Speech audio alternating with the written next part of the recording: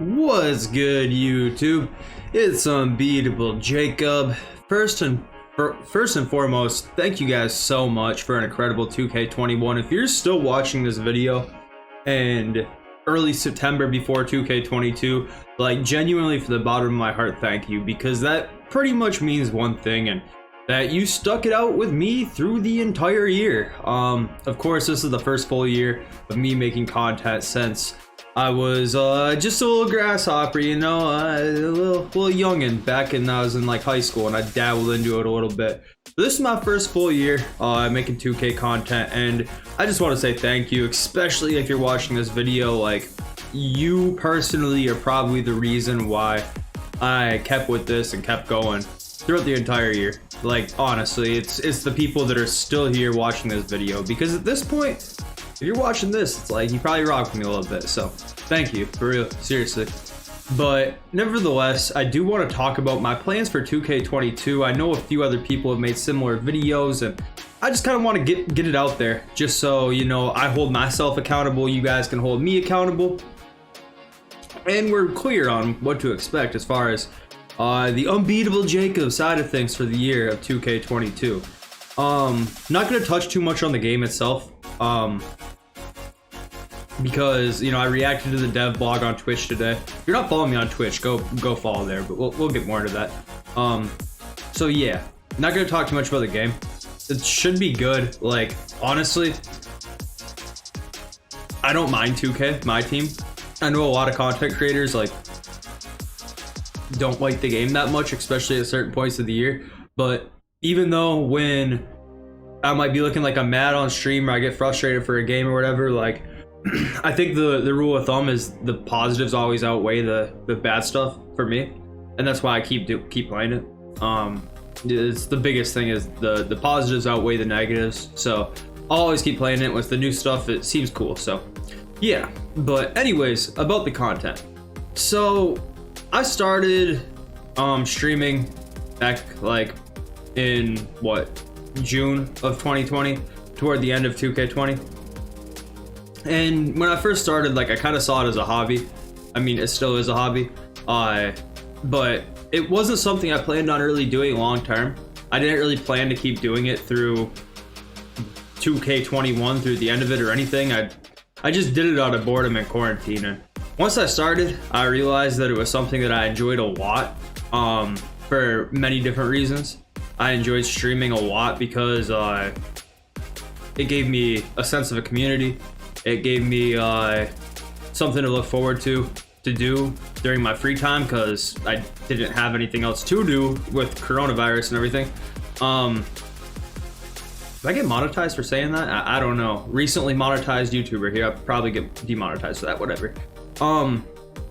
So yeah, it wasn't something I planned on really doing long term, but the biggest thing that really got me hooked with it was two things that, like, this is like transparency. Like, I don't really care, like, you guys might call me like whatever for it, but the two things that got me like hooked and want me to keep going is getting better at the game and seeing growth with my content as far as viewership goes.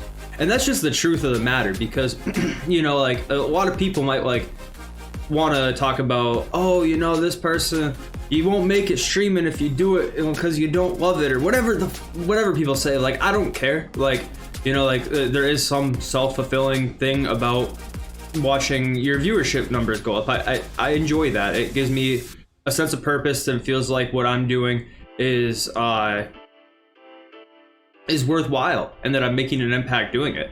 You know, it really does. Like, it is what it is. If I wanted to stream to 5 people forever, I would get 5 friends in Discord and say, hey, watch me game. Like, you know what I mean? Like, I do have aspirations of growing, and that's just gotta be transparent about it. And that's the thing. Like, it's not about the money, you know, because, like, I'm gonna get into a little bit longer. Like, I have a reasonably good job, you know. It's not about the money I make from YouTube and Twitch and all that. It's a very small fraction of my total income, so it's not about that. The biggest thing that drug me in was the sense of community, and the biggest thing that's kept me around is now being able to watch that community expand. Like, I don't know if that's a problem with you guys, I'm sorry, but, you know, I just like to be very transparent with you. And if there's any sort of content creator that you know, puts as much effort into their content as I do and say that they don't want to expand, I don't believe them. I think that growth is something that does keep me engaged, you know? It definitely does. And being able to watch my channel grow, especially towards the end of the game cycle this year, was great. It got me re-sucked back into wanting to do this a lot. So pretty much what the schedule is going to be, as far as YouTube and Twitch go, which are obviously my two primary platforms, Twitch being number one, YouTube being number two. With Twitch, I'm going to try and stream like almost every day after work. Last year I pretty much streamed every day after work, but this year it's going to be like almost every day. So probably expect like, I'd say 3 to 4 streams at least during the week right after I get off of work, which is 4:30 p.m. Eastern time. And then just on the weekends sporadically. I love my daytime weekend streams. I think they're great. I always enjoy those a lot. So that'd be like the Twitch schedule. And then for like YouTube, I'll probably try and do more. Kind of test the waters, see what worked last year and see what didn't work. And once again, to be very transparent with you, like, I want to put out videos that perform well, you know? It's a little bit disheartening when I put 6-7 hours of work into a video and I think it's a really good video, and then I put 10 minutes into a video, and the video that I put 10 minutes into and didn't edit, didn't do anything to, just recorded and uploaded, outperforms the video I spent 7 hours on. So I'm probably gonna be a little bit more conscious about like what people actually want to watch, what the YouTube algorithm picks up on, etc., etc. Because at the end of the day, like, people don't click on videos because they expect high effort. They click on videos because they expect to be entertained, and sometimes the most entertaining videos are the most simple ones. Sometimes the most helpful videos are the most simple ones, you know?